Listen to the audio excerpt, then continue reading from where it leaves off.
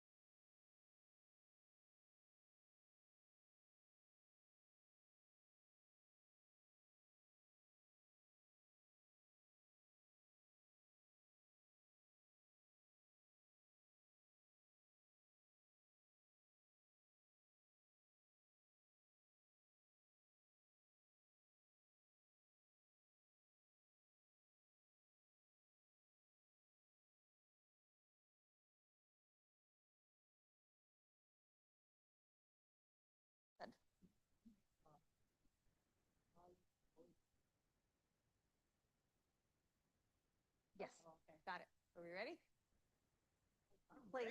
Places, everybody. Almost. All right, are we ready? Okay. And Stephen's trying to. Oh, I should have looked at myself first. No, you're looking good. You're looking good. Yes. You're cute. You're cute. Yeah, You're still cute, right? Right. Cute under pressure.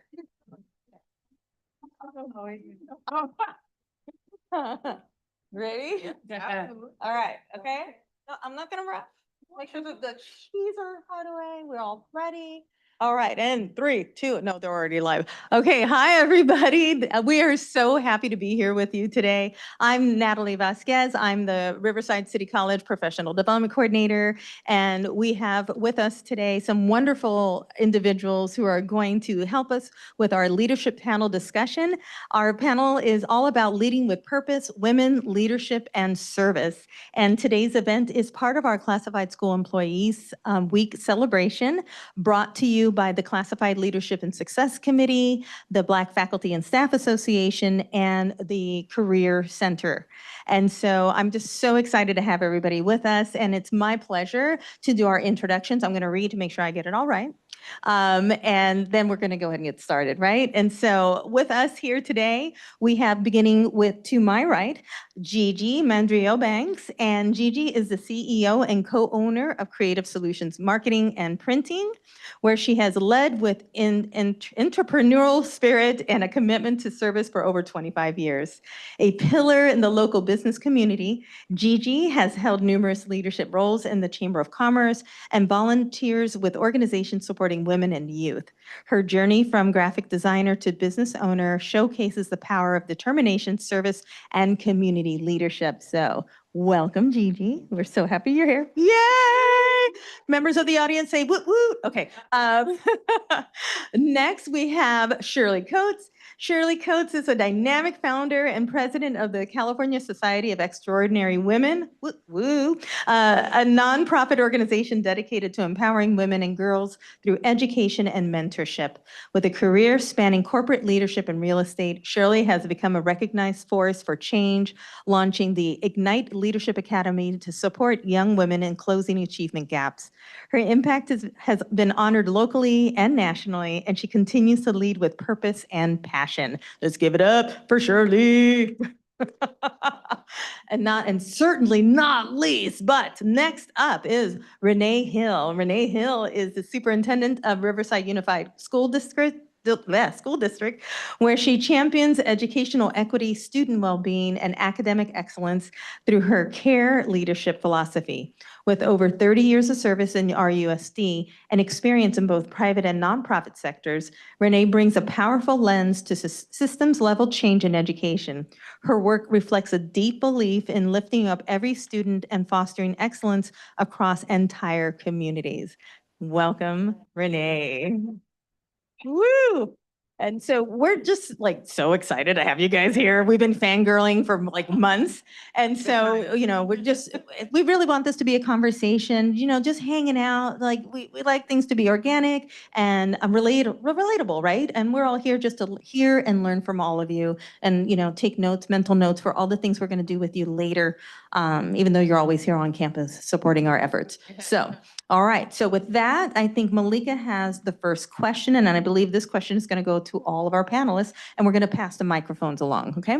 Yes, and I'm Malika Bratton. I am a classified professional here, and I'm also the Black Faculty Staff Association president. Thank you for coming. This was a dream to have you all here to teach us and help guide us and navigate through academia. It's a lot. So the first question I have for you is, let's start with your journey. What inspired you to step into leadership, and how has that path evolved over time? And I'm going to start with you. I would say less inspired and more opportunity. Each time in leadership, I was invited to lead. So you'll hear later, one of my pieces of advice to women is say yes to opportunity when it comes to you. So going from classroom to school administrator, I was requested by a person who had to do a special project.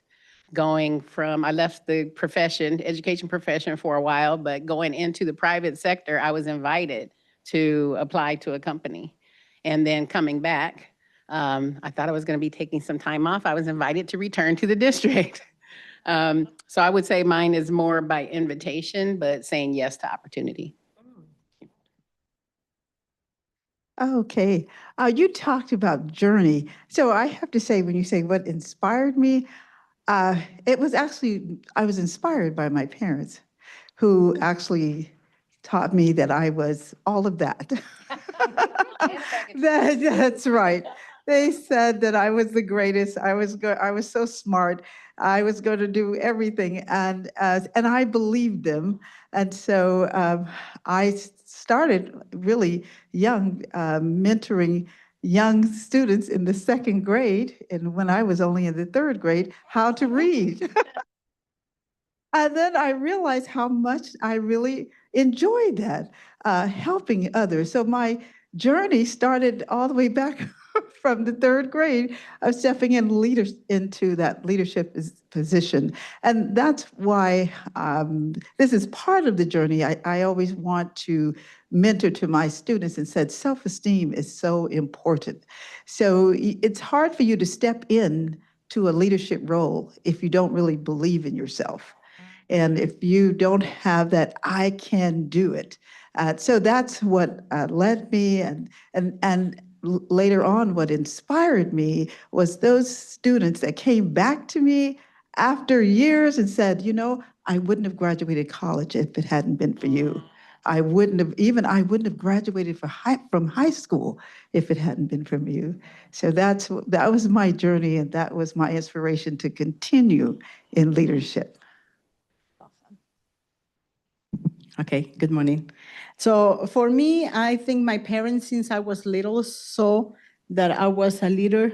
I like to organize my friends' games. I like to organize outings, and my friends just follow. And even to the day, my grown-up friends always ask me, please, Gigi, you organize it. Well, just go and do it. I love that. But I think one of the first things we do as leaders is when you form a family, you start living and acting the way that you want your kids to follow you. So that's a good leadership. That's very important. Being involved in the community, like Natalie said, very involved with the community. I was lucky enough, and my girls, that they went to a small Catholic school. I went to a Catholic school when I was in Peru. They always said, you know, you keep us in the bubble. So we're lucky that nothing crazy happened.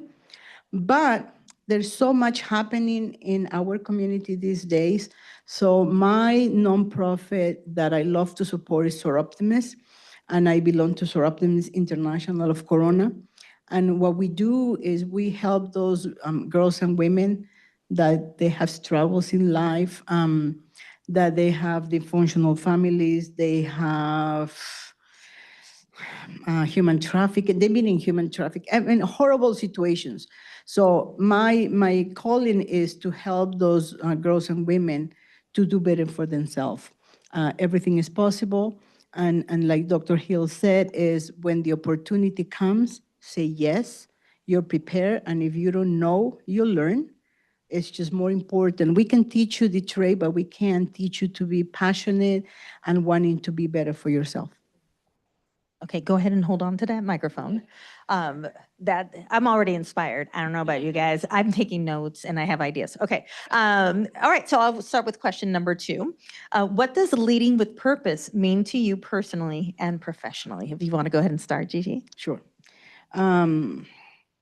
Is the continue of delivering the vision that I have. And often enough, I just go, what's my why? What is my why? My why is my purpose. And since we started the business with Marcy, our why is to deliver and make our customer to look the best and successful. My other why is my husband and I, we've been working very hard for our girls to follow us. And now they went to school, they forming their career. So that's important, very important for us, that they follow us. And like I said, the same thing is my nonprofit, Soroptimist. We're very involved. I've been with Soroptimist. I'm a past president, and just helping people who really needs it, who struggle, the ones that they don't have the straight A's, the ones that they just have 2.0 average, but they want to do better for themselves, but they don't have the support at home or their relative or their friends. That's my why. My why is to help to make them better. Okay, well, Gigi just stole my word, why? So now I have to find another one. But, I would say, yes, you have to know why you're doing what you're doing. But the thing is you have to have a vision. That to lead with the person's purpose, you have to have the vision of what is it that I want to do? What is it that I'm good at doing?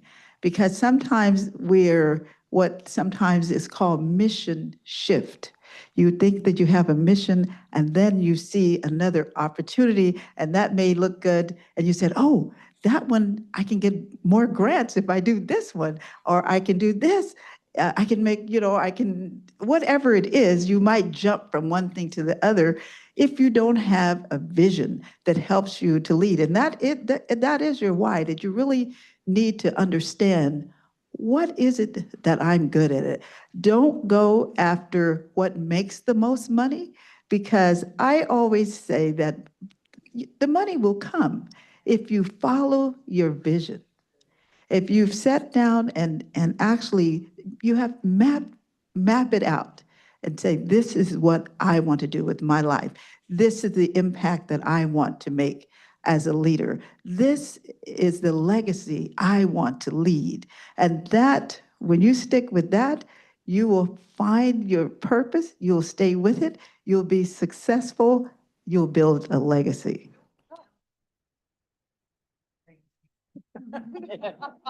So I'll pick up a little on what both of my fellow panelists said. I too went to Catholic school. I grew up in South Central LA, but my working poor parents paid tuition for us three girls to go from first grade to 12th grade. And seeing the education that I got compared to the education that my neighborhood friends got was unjust to me. So my purpose is delivering the golden ticket to each and every child, because in this beautiful country we live in, every child has a right to a high quality, free public education. That is their ticket. We need to deliver it.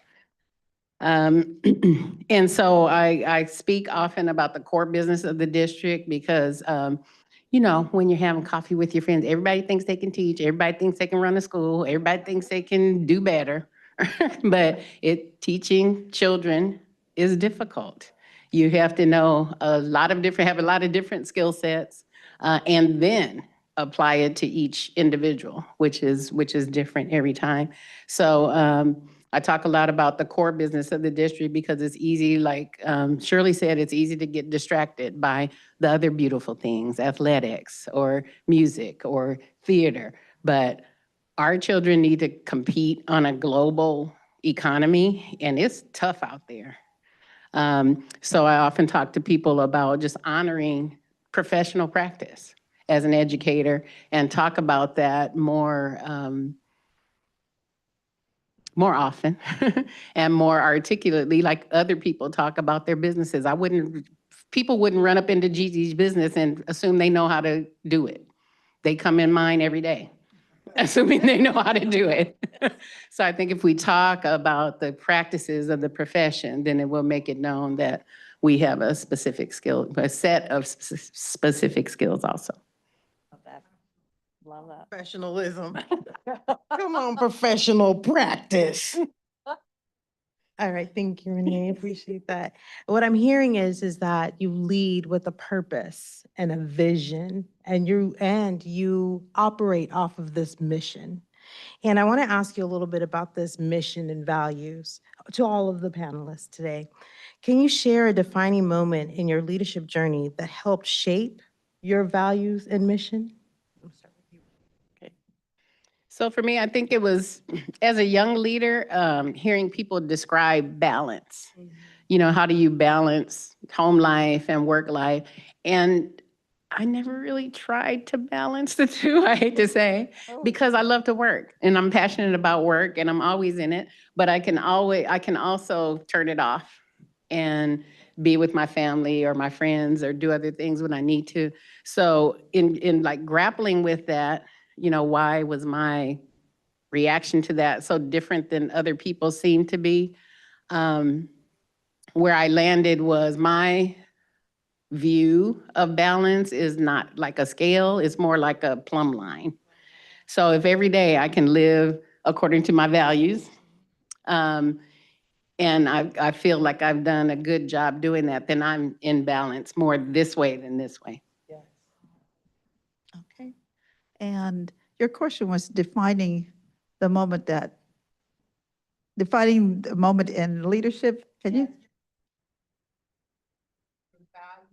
Help shape my value. Uh, I'm going to start most recently because what really shaped my values now is that when I retired, I was reading an article from the Press Enterprise, and that said at that time it's like 25% of the kids are not graduating from school. And I wondered why, what was happening, especially in this area. And then I realized that that couldn't be. Now it's better now. Dr. Hill would say that it's a lot better now, but this was before she came, right? So, but the thing is, yeah, it was 25%, and that was correct. That were not graduating from school. So you talk about finding out why is this happening.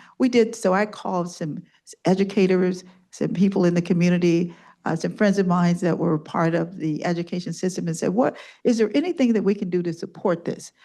Because I'm not an educator, but what can we do to support these students, what's happening? And we realized we focus on three things: self-esteem, peer pressure, and parental support. Those are the things that, because we knew we couldn't do everything, but at least, and I have to keep going back to self-esteem, because we realized that several of those students didn't believe in themselves. And some of them didn't have the support system, or our parents didn't know how to advocate for their students. So we started a parental component to our program, which is the Ignite Leadership in STEM Academy. And we focused on girls. And that changed. After the first class, when we didn't have any criteria, like how do you get into this class? We didn't care what your grade point average was or anything. We just wanted you, do you want to learn?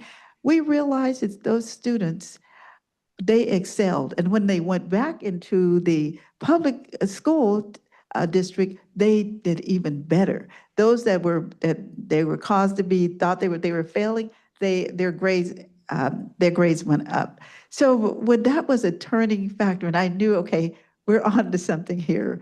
And that is what really inspired me of, like you say, the moment in leadership that shaped the value and mission. That was 12 years ago.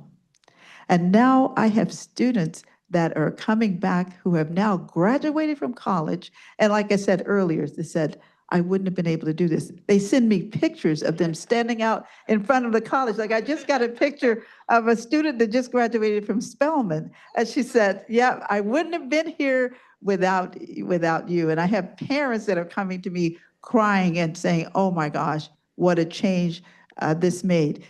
So I'm just supporting the students in their schools. Like I support the students that are in the Riverside School District, that are in the Corona School District. They come, and that's where I think that was the turning point that said, hey, I can make a change here. And those students are now coming back to mentor to the class that we have now. They're mentoring to the younger students. So that really impacted my life. So thank you. So in my humble opinion, I think every experience in life will help you shape your mission, your vision, and your values. I'm just going to tell you a little story happened to me. I was president of Soroptimus International of Corona 2021, 2022. So at the end of 2022, that's June for us, for the end of the presidency, and coming out a little bit out of the pandemic. For me, it was very important to just say 2 words to all the members who, even through hard times, continue volunteering and doing the community services, and it was a thank you. Simple that. Because when we do it because it's in us. I mean, we just want to do it. We just help the community. We do all these different things. But it's very seldom that someone comes and say thank you, and it's so powerful. And so many times you don't want to take it, but you should take it and be recognized because it feels good. So at the end of my year, I gave every member, and I'm going to tell you, Soroptimus in Corona has been open 78 years. Wow. And some of the members been in the club for over 50 years. So we have very senior members. So one thing I did is, with the help of Marcy, design a nice certificate of appreciation from me. But the most important I did is I called my friend Joe Biden, and he gave us, and I'm going to read it because it's the certificate from the President Volunteer Service Award from the President of the United States Administration Office. Some of these women couldn't believe it because they do it out of their heart.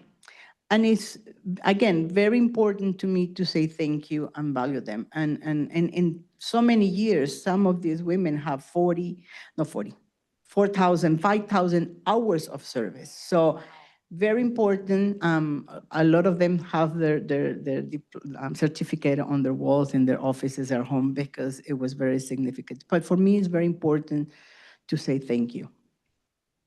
Wow. Whew, okay. Yeah, she just kind of threw that out there, my buddy, Joe, we're just hanging out with my buddy.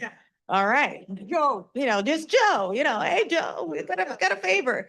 Okay, just couple buddies. Okay, all right, so you have the next question, Gigi, and we're gonna start with you, and then Malika will ask you, the next question and all that good stuff. And so how do you balance the challenges of leadership with your personal commitment to service and community? So how do you balance those challenges? I think it's very hard for women in general because I think men are wired differently. I don't think we learn the word to say no. I mean, we always say yes to everything, and we think we can do it. And, we shovel things. So for Marcy and I, we own a business, even though it's 8 years in the business, I can't believe it's just fast. But besides that, we're very involved with the chamber. We love our Soroptimists, and we support other nonprofits. We're always along with Shirley, the Fox Foundation, and wherever they call us to volunteer, career days, to come speak here. I'm not a public speaker. I'm just talking out of my heart. So please forgive me. But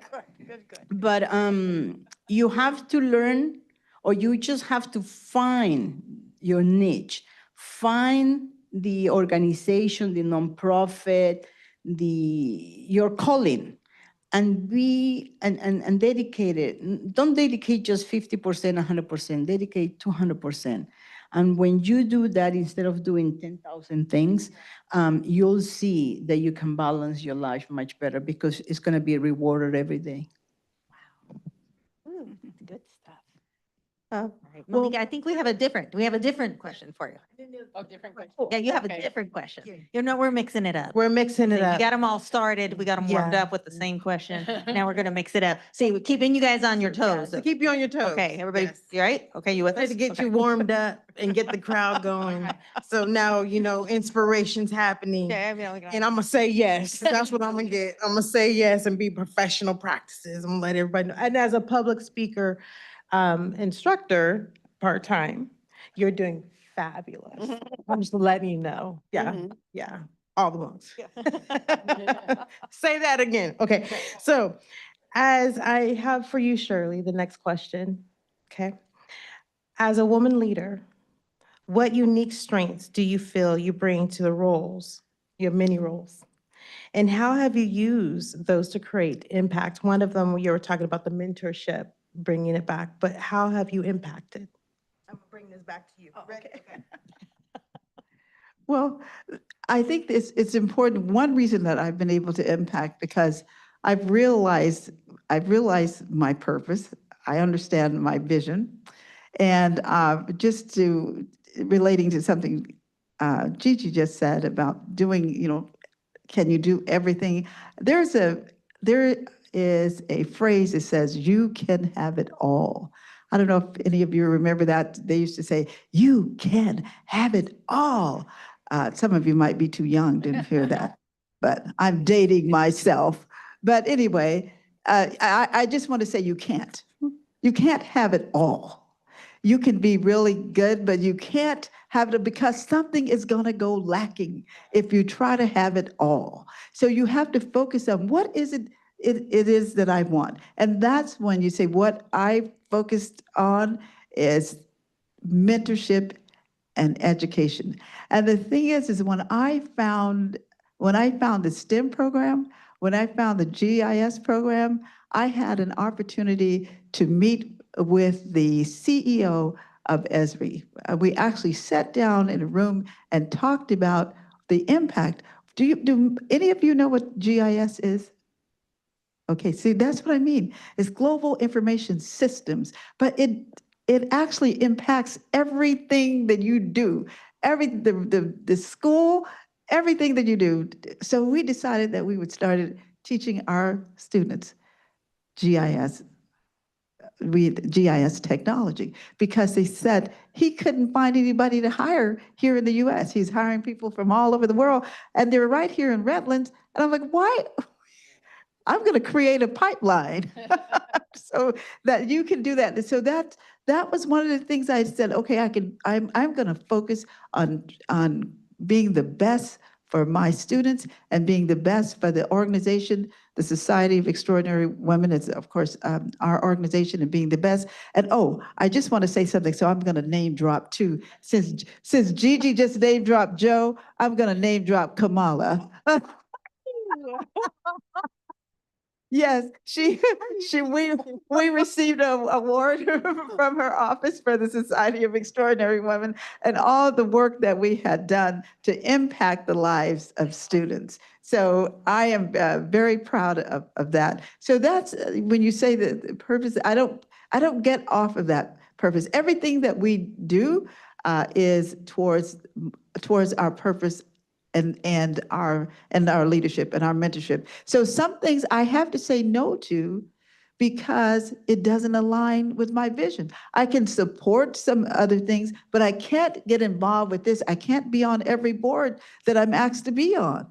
Even though I appreciate what they're doing great work, but it doesn't align with the vision that I'm involved with. So I can maybe give a donation, but I can't work on that particular project. So I think that's where we have to understand to stay focused on what it is that you're doing. Wow, we got names dropping all over the place. I think it's gonna go that way. All right, I'm like blown away. Okay, all right. All right, well, Renee, I have the next question for you. I mean, I'm just blown away. Thank you guys so much for being here. So a little bit of a change. What advice would you give to someone who wants to make a difference, but doesn't yet see themselves as a leader? Asking for a friend. The real advice I would give is stand in your greatness. There are likely, not for each and every person, so there are likely people who have poured into you. And even if you haven't found a person or people who have poured into you, you have been given gifts. So think about how you want to manifest those gifts. I didn't necessarily have, champions all along the way. I'm a little bit oppositional. In school, they would call that misbehaved or stubborn or lots of other names. But that transforms into other skills. So in our district, we do the Gallup strengths, where you do a little survey and you find your strengths. So it's rare, but one of my strengths is self-assurance, because I have been in a lot of situations where I just have to stand alone. And nobody's going to tell me, ding, you can be a leader. So I just have to dig deep. How can I lead in this situation? If I see things differently than other people, how can I communicate that and still be moving whatever effort that we're working on forward? So one thing that I say in the district, and I do believe it, is there is a leader in every seat. We have 4,000 employees. Every employee was specifically selected for the position in which they sit. Lead from that greatness. We have almost 40,000 students. They are where they're meant to be. There are people here to help them. There are people to find out about their aspirations and help them realize that. So they should also stand in that greatness. We do another thing in the district that's lead in 4 directions. So lead your boss.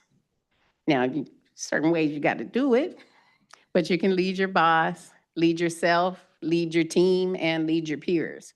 So we talk about that often, just helping people realize how can they use their gifts to lead. And then my standard advice that I give to people, first of all, is to be you. If you're not you in the space that you're in, it'll never fit right. And you'll do things that are wacky, that you wonder why you do things or why you do them a certain way. So you have to be you. You also have to fit in, but you have to be true to yourself. The other is to perform with excellence.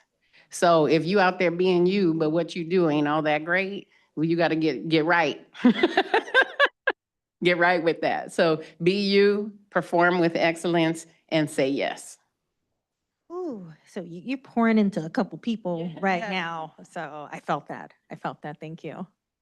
Lead from that greatness, from where you are. You were speaking to, it was all for me, y'all. It was all for me.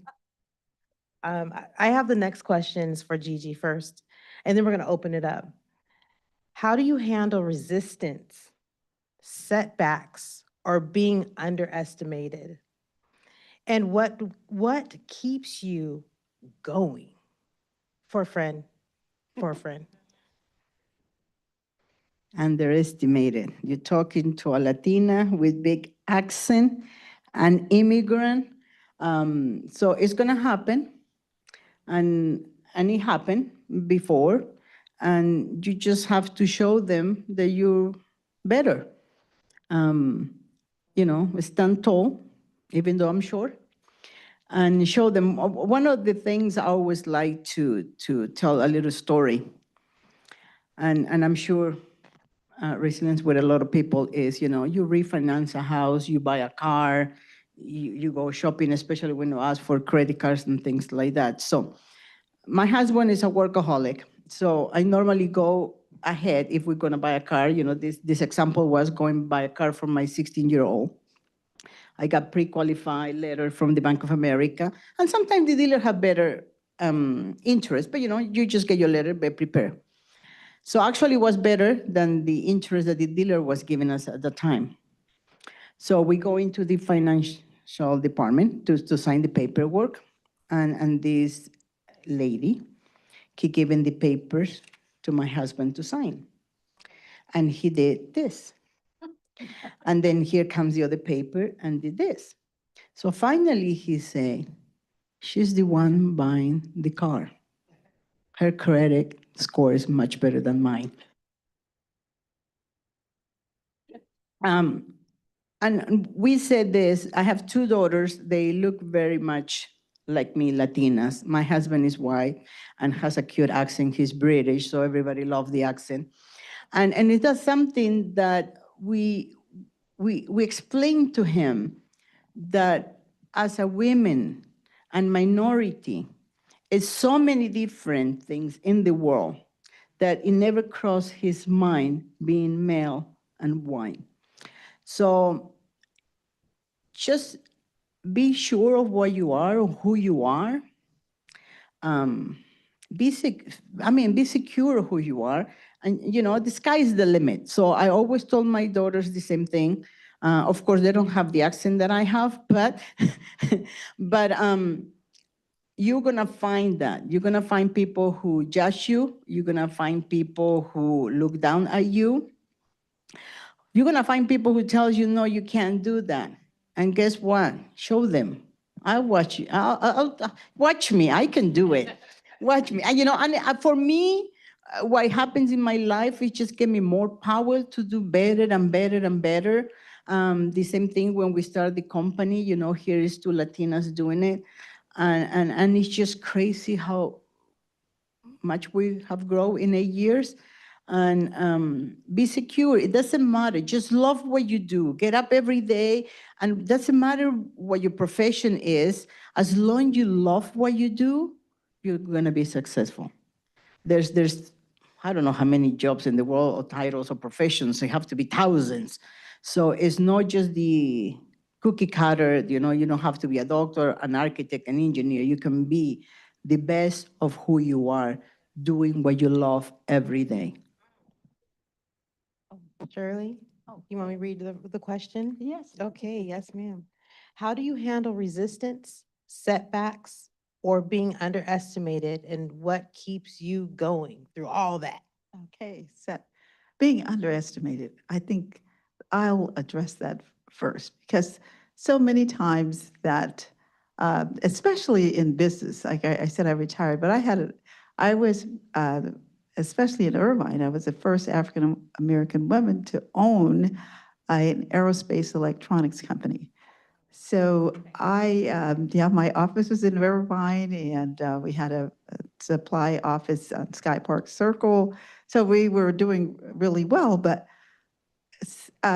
being underestimated when there was a company that decided they didn't want to pay us after we had provided a landing gear for the C-17 aircraft, which is, I believe it's still at March Air Force Base. It's not in commission now, but that was one of the planes and some other things that we did with NASA.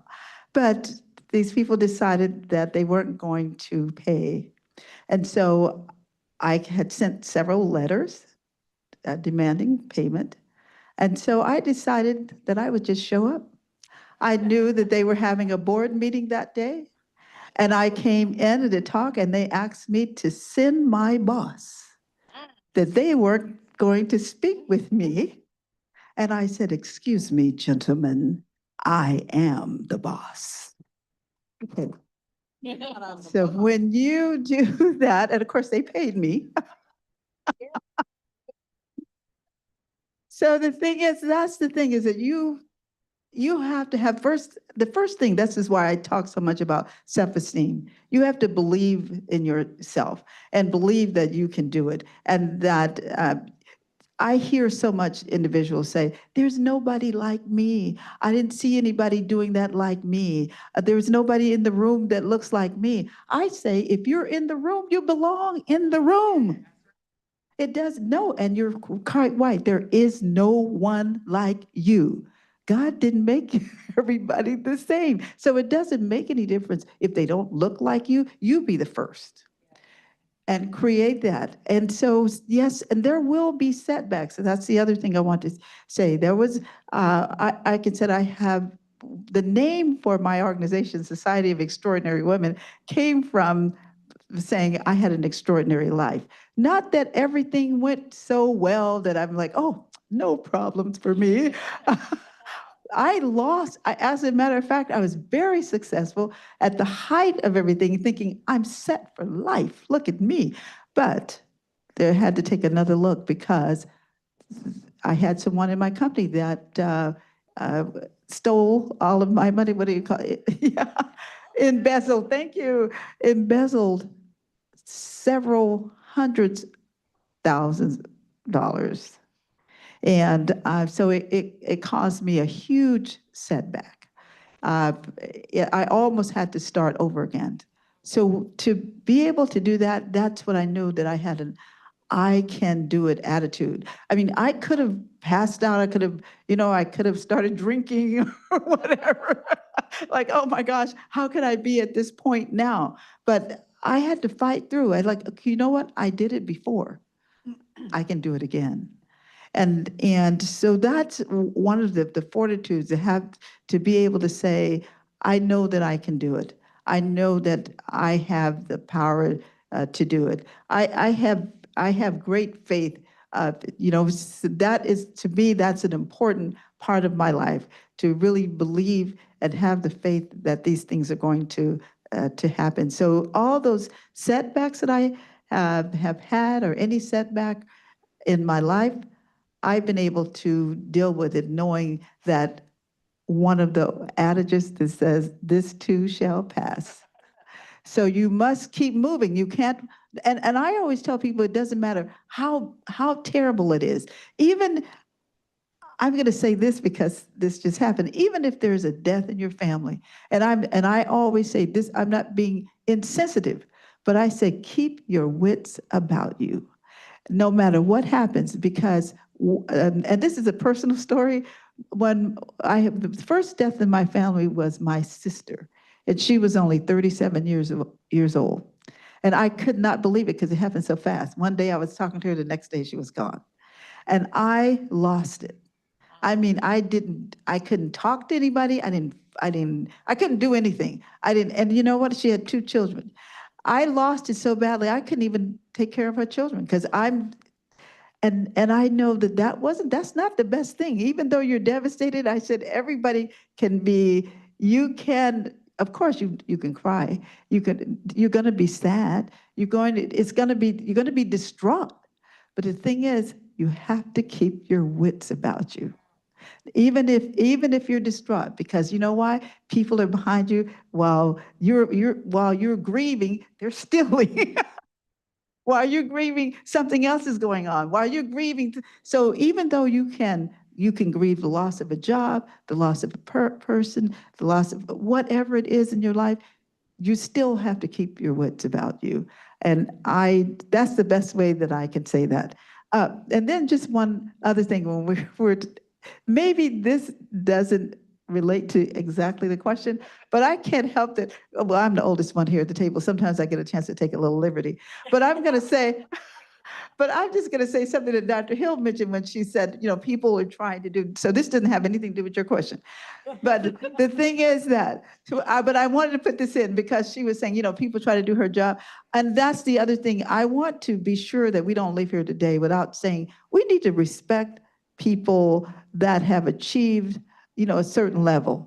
We don't do that. And so many times, like when you say Dr. Hill, I mean, yeah, you could call her by her first name, but if you don't know her that well, it's Dr. Hill. Because the thing is, I know that, especially being in education, there's a lot of work to getting those PhDs. They don't just say, here you go, you did well. There's a lot of work for that. No matter what it is, if you're an engineer, you should be acknowledged as that. So I take those things very serious, and I just say that we have become so relaxed in this society that sometimes we don't honor those that are doing well. We don't honor those that are educating our students. We don't honor those, even sometimes our doctors. We just say, hey, Bill, and if that's your friend, that's fine. But I just want to say, I just wanted to put that in there, okay? Put a title on it. Put a title Put on a it. title on it. Do you want me to read the question? No, I got it. I Okay. got it. I got it. I'll talk a little bit about the resistance part then. I said I worked in the private sector for a fantastic entrepreneur, started his own company and ended up selling it for $33 million. But he had 2 full-time team builders on staff at all times. One was an Aikido master. And when I progressed in the company a bit, he talked to me one time about in Aikido, you don't just go force for force. When force is coming to you, you have to receive it, position yourself, and then return the energy. And just that visual of that really helped me so much because my dad used to say, why do you go around all the time with your fist balled up? Because I was ready to be a battering ram, you know? So with Richard telling me, you know, receive that energy first, and then you can feel it, you can size it up, you can decide how you want to transform that energy. So that's one thing. And in school districts also, we have a lot of resistance. So we use a book called Outward Mindset that encourages us to see people and recognize that those people also have their own needs and challenges. So when I meet resistance, I think, you know, what is this person trying to get or do by coming back this way? And if there's some way that I can accommodate that, then I'll try to accommodate it, because they're trying to meet some need that they have, or some goal that they have also. And I would say, not often enough in education do we anticipate the resistance. I said I was raised in South Central, so I'll say it the South Central way. They ain't my kids. These ain't my kids. So in the good way, I have to think, well, I'm receiving children from all types of families and beliefs and values and whatever, and we trying to make America up in here. So I have to bring them in and do the things that I need to do, but they are not my kids. Same way when they misbehave, and these ain't my kids. So I'm trying to give them a structure and a way, but I also have to keep it in perspective. Anticipate the resistance, and then when you get it, receive it and do what you can to transform it.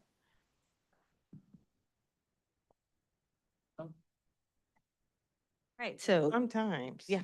you wanna return that energy You just real want- fast. real quick. Like, yeah, okay, be you, do what you're doing, because I'm trying to do something over here. And just still do that thing. It's a whole thing. It's a whole thing. Okay. All right. Well, you kind of mentioned, you've talked a little bit about mentoring. Our next question is for you, Shirley. And it's really around mentoring. What role does mentorship play in your leadership story? And how can we all be better mentors to others? Mentorship is really the center of what I do. And I've been a mentor for years, even before we started the Society of Extraordinary Women or the Ignite Leadership in STEM Academy. It's so important that it's better when you mentor, when you understand why. Again, we're saying that again, the why. I think that it's important that it's important that I have information, like if I'm mentoring someone, it's important I could say it's important that you are that I'm trying to think my 3 L's. Those are the things. It's important that you have information to share so you can learn and you can lift.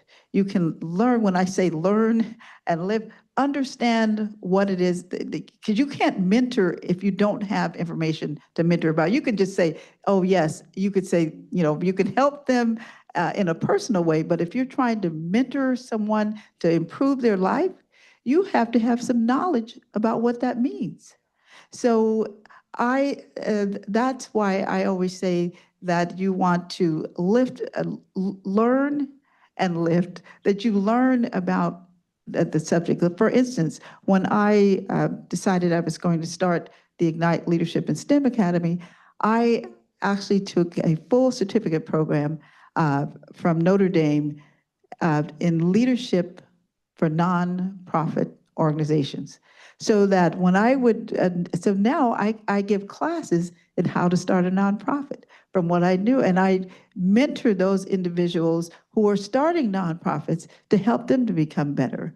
I'm able to mentor those that are starting businesses because I've owned a business. I also have another certificate in business so that I can help them. So mentoring is just so important as far as being a source source for people to come to you and feel that they can depend on you and be a continued support. Because it doesn't just stop by having one conversation. When we say mentoring, it's not just having a cup of coffee and telling you about, how, about one problem, but it's an ongoing process. And that's what I do with young women as well as the students in our program. Well, thank you for that, Jim, of mentorship. And the next question I have is for you. What's one thing you believe every student or employee can do today to start leading with a purpose? Lead. I think it's just a summary of the things that I said before. You have talent and potential, stand in your greatness. Do something that you aspire to do, not just what you have to do, what you're told to do. Like how both Shirley and Gigi were explaining, that the thing that's in you that you want to manifest, do that thing. And I would say, and also perform with excellence. You can't do everything excellently, but if you have a well of excellence to let people get examples from and know how you roll, how you do your thing, then that excellence will also help you lead more and more over time. Thank you. We'll pass the mic for the last question as we're closing up. Closing it out, and that went by fast because we're riveted with all of the information that you're sharing. We've taken, I have scribbles all over my piece of paper. This has been wonderful. But to close us out, looking ahead, what's your vision for how women, especially women of color, can continue shaping the future of our communities and institutions? And we'll start with you, Gigi. So growing up, I always loved to cook. And when you go to a friend's house or you go to a family member and you eat something that is delicious and you ask for the recipe, a lot of times they tell you, oh, it's my grandma's recipe, I can't share. So for me, is share your wisdom. Because if I teach you or show you what a little bit I know, you can even make it better and grow. And the more you share, the better you feel and the better it is. Don't just hide those secrets. For me, is the more alert. And maybe when you're sharing, they might tell you something that you can even become better at what you're doing already. So for me, being open-minded, help everybody around it, especially women. I'm always with that. I guess because I have two girls, help them to be the best. And like I said before, the sky is the limit. Yes, I believe that we definitely have to have a spirit of collaboration. We worked together, and that is when we're working together. That means we're meeting women on all levels with all types of expertise. I know one of the subjects we happened to touch on this evening was what if I don't have a talent, and then everyone does. So that it's helping women bringing out those talents.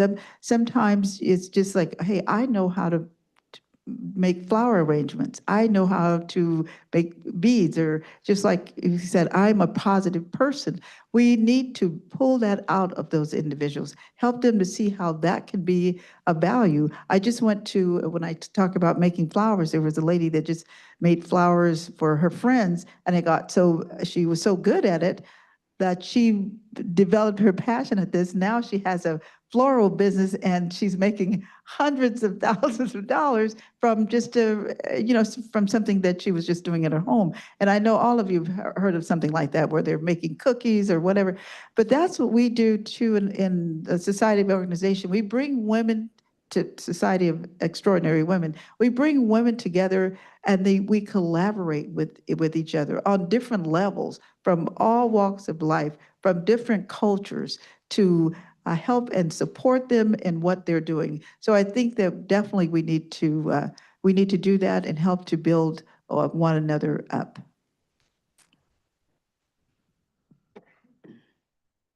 I would say for me to shape the future, rule the room. And be in every room, invited or not invited. There's times when I just show up because I know something's going on. People got invited. Nobody sent it to me, but hey, I'm here. Because like what has been great today is, women standing in their power. It's, I would say maybe even more difficult than being the only woman in the room is when you're the only one woman in the room holding her head up. Like, come on now. We have to demonstrate that we are masters of our craft also. We have accomplishments and excellence also. So I would say, yeah, what I would want is for women to hit the room and run it. This is very inspiring and very powerful and very much needed currently in the climate that we're in. And we really appreciate the time that you all came, drove, walked across this campus because in this heat is hot. And I'm hoping people online are getting some inspiration and they are really feeling the impact that these beautiful women are sharing with us.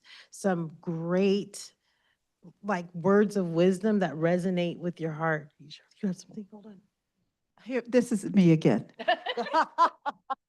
I just want to say, because, I have this mantra that I say everywhere I go, and it just hit me just now, because especially when we're talking about working together, collaboration, everything, I always say, together we achieve more. And in many of, if you've ever been to any of our meetings or anywhere I go, I have everyone saying, together we achieve more. Together, we achieve more. And it becomes a cheer, and we say, together, we achieve more. Yay! It always because you know what? We achieve more when we work together. When you're talking about the spirit of collaboration and working together we achieve more. With that being said, we're dropping the mic. There's nothing else to say, y'all. Thank you for joining us. Thank you for coming. We appreciate you. Thank you. Yeah, and this was evidence of what happens when you bring people together. This is a collaboration again with classified leadership, right? Like we had an invitation, people said yes. And because we collaborated, we brought together some amazing panelists. So thank you so much. This has been really, really inspiring to me personally. And I just know it's a beautiful, beautiful message that you've been able to share with us here today. So thank you so much. Right? Thank you. All for right, coming. thank you. All right, now we're gonna wave at the audience. Bye, audience. All right, thank you. All right.